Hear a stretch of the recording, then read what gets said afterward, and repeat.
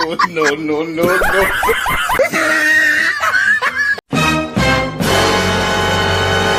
अपने पति को खुश रखने के 3 तरीके।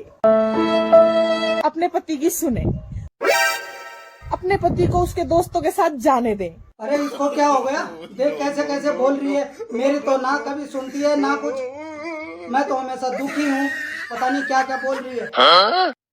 तीसरा, अरे बस कर यार, अब मैं बोलूंगा, रुक जा। कितने बार बोला जब मैं बोलती हूँ तो बीच में मत बोला करो। अपने पति को बोलने का पूरा मौका दे।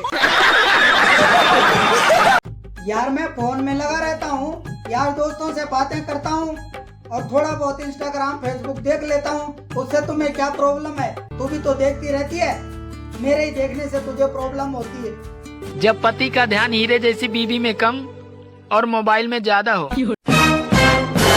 तो समझ लेना कहानी में तीसरा किरदार शामिल हो चुका है। हे प्रभु, हे हरि राम कृष्ण जगन्नाथ प्रेम। बात तो सही है।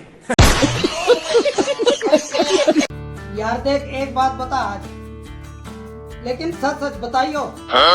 जो तुम मुझसे पूछती है ना, अगर मैं झूठ बोलता हूँ तो तुझे कैसे पता चल जाता है कि मैं झूठ बोल रहा हूँ? इसका कोई तो कारण होगा, बता दे यार, फिर मैं ले जाऊंगा तेरे को घुमाने। पत्नी से कभी झूठ मत बोलिए। क्यों? क्योंकि वो आपसे वही बात पूछती है जो उसे पहले से पता होती है।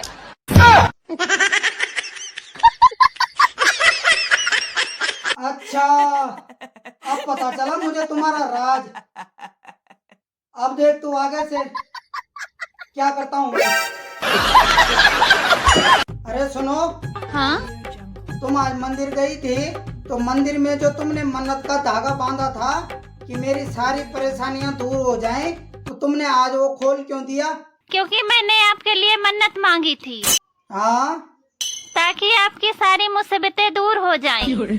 और फिर बाद में मुझे ख्याल आया कि कहीं मैं ही न टपक जाऊं।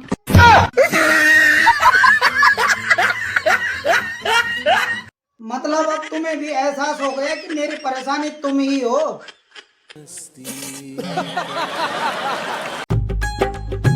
भैया अगर तुम्हारी घरवाली यूँ कह रही है ना कि क्या कहा? हाँ हाँ हाँ, बिल्कुल सही कह रहे हो तुम। मेरे साथ भी होता है कई बार ऐसा। वो भी कहती है कि क्या कह रहे हो, क्या कहा, जानबूझ के नहीं सुनती है। फिर तो इसका मतलब यूँ नहीं है कि उसने सुनी नहीं है। हाँ, इसका मतलब यूँ है कि तुम्हारे द्वारा अभी भी मौका है, बात बदल दो। तुम भी उसी की तरह हो लग रहा है। सुना, तू कुछ बात करना चाहती थी ना मेरे से, कुछ कहना चाहती थी, बता क्या कहना चाहती थी? मैं आगे पढ़ना चाहती हूँ। क्यों? अब ज्यादा पढ़ लिख के क्या तू डीएम बनेगी? अब क्या करेगी पढ़ लिख के? शादी हो गई, बच्चे बच्चे हो जाएंगे, अब क्या पढ़ेगी? आईएएस बनना चाहती हूँ।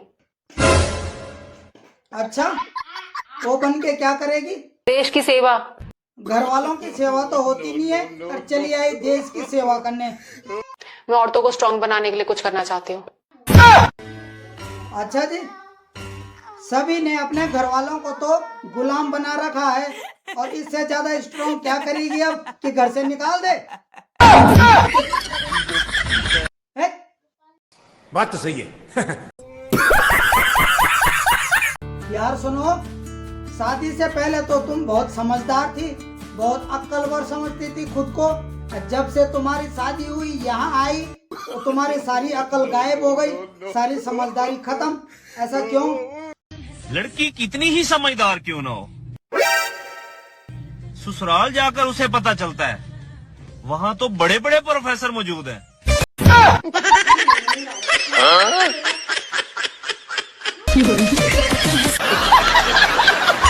यार सुन, तेरा ध्यान किधर रहता है यार? पूरी दाल जल गई यार, बता।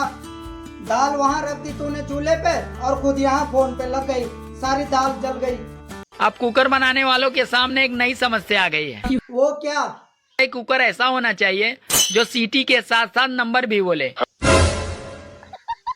अच्छा, वो क्यों?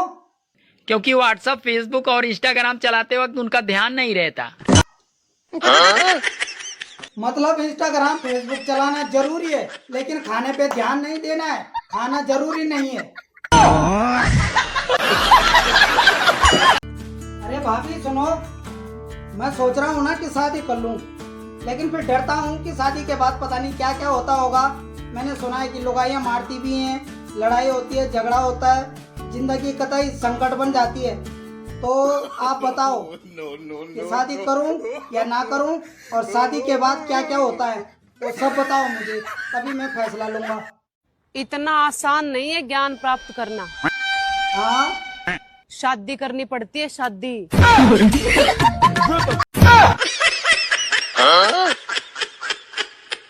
एक बार शादी कर ली ना, फिर तो मैं फंस जाऊंगा। फिर तो मेरे पास कोई ऑप्शन ही नहीं बचेगा भाई की तरह। यार तू बिना बात के क्यों लड़ती रहती है खामखा? सुबह से देखो लड़ाई लड़ाई लड़ाई, जब देखो तब मेरे सर पे बैठने की कोशिश करती रहती है। क्यों लड़ती रहती है तू? जब मैं तुम्हें इतनी बुरी लगूं, छोड़ दो ना मुझे। हाँ, बोल तो ऐसे रही है जैसे मेरा कहना मान जाएगी। चली जा जा, मैं कह रहा हूँ जा। ना मानू, यही रहूंगी तुम्हारी छाती पे। यूं रहोगे मुझे आजाद कर देगी, छोड़ देगी, कभी ना छोड़ने वाली। यही मूंग दाल दर दर के ऐसे फोड़ने लगूंगी।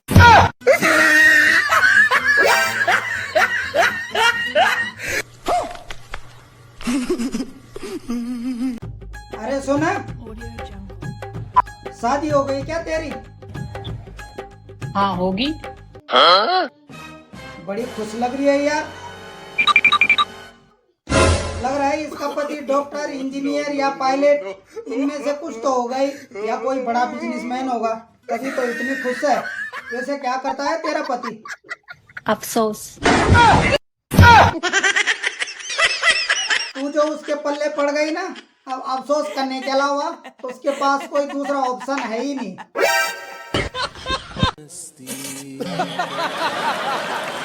यार सुबह सुबह फिर तुम्हारा भाषण शुरू हो गया। क्या दिक्कत है तुम्हें? क्या कहना चाहती है तू? दिमाग उमाग तो तुम्हारे पास होता नहीं है, खामखा चलाती रहती हो। जितना दिमाग मैंने ससुराल वालों को खुश करने में लगाया है, अच्छा तो क्या कर लेती तू? उतना दिमाग अगर मैं किसी बिजनेस में लगाती तो आज मेरी खुद की एक प्राइवेट कंपनी होती।